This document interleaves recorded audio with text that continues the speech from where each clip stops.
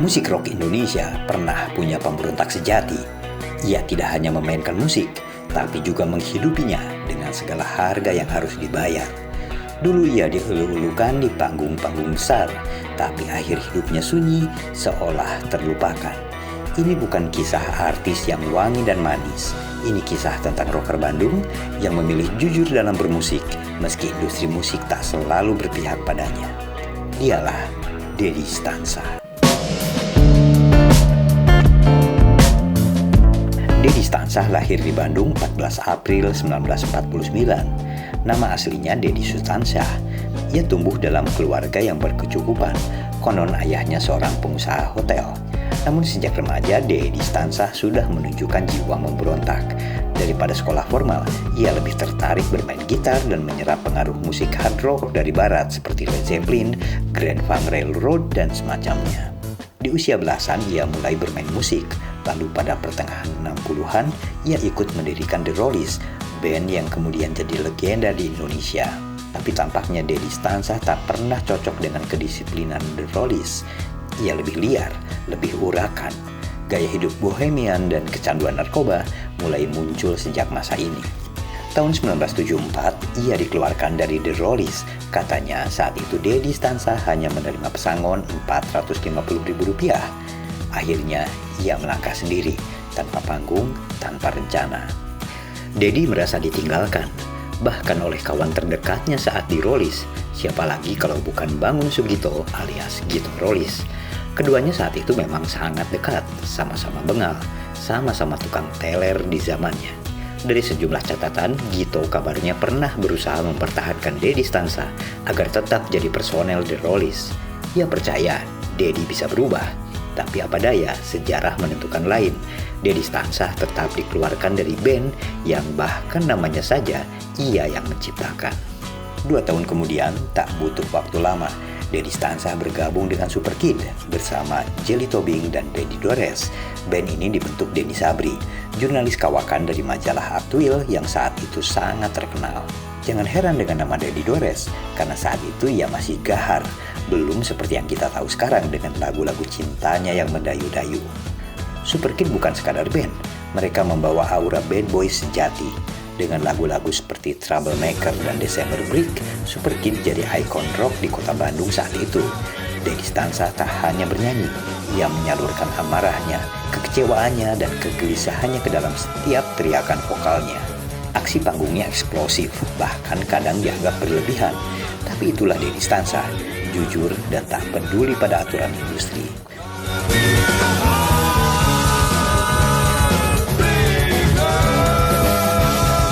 Salah satu lagu yang paling dikenal dari Superkid adalah Cemburu. Lagu itu dirilis sekitar tahun 83 dan sempat mencuri perhatian publik. Mengerti, kau tersenyum, kau melirik, main mata pada sahabat karibku. Aku cemburu melihat tingkahmu, jalan bergandengan penuh kemesraan. Aku cemburu.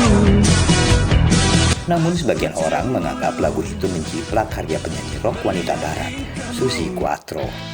Jelly Tobing, rekan satu band Dedi Stansa, pernah mengonfirmasi bahwa memang ada bagian chorus yang diadaptasi dari lagu Susi Quatro. Namun keseluruhan aransemen dan lirik lagu telah diolah ulang oleh mereka.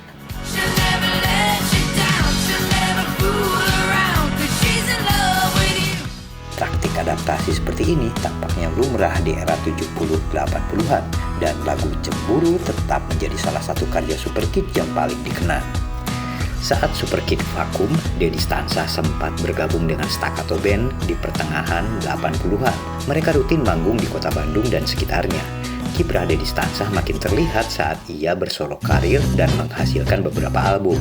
Sejumlah pengamat musik bilang Play It Loud adalah album terbaik Dedi Stansa. Vokalnya yang bertenaga didukung aransemen para musisi jempolan tanah air dalam penggarapan albumnya membuat album itu layak dianggap masterpiece. Ada nama seperti Harry Rusli, Albert Warnerin, dan Triawan Munaf dalam penggarapan album ini.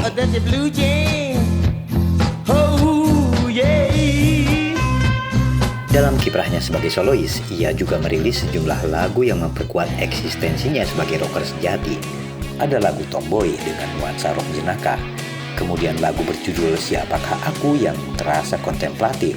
Selanjutnya ada lagu Aku Kembali yang menggema lewat distorsi gitar, sempat populer di radio dan kaset lokal era 80-90-an.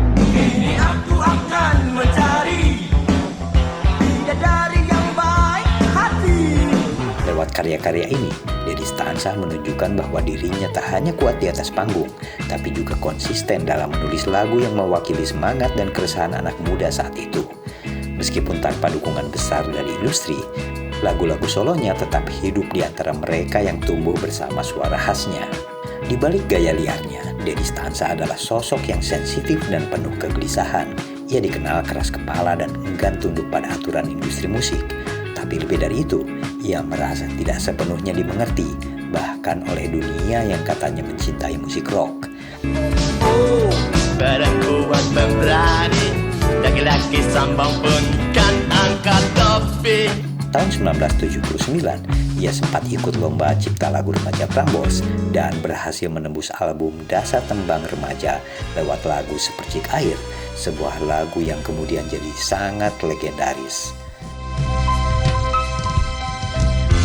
Seperti air berwarna bening, nyanyian dewa dalam dentingan harpa, dan kau air secerah gemilang.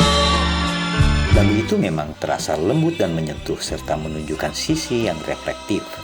Lagu itu sempat populer, tapi alih-alih melanjutkan jalur pop yang lebih menjanjikan secara komersial, Dedi Stansa tetap memilih berada di jalur keras memenuhi idealismenya.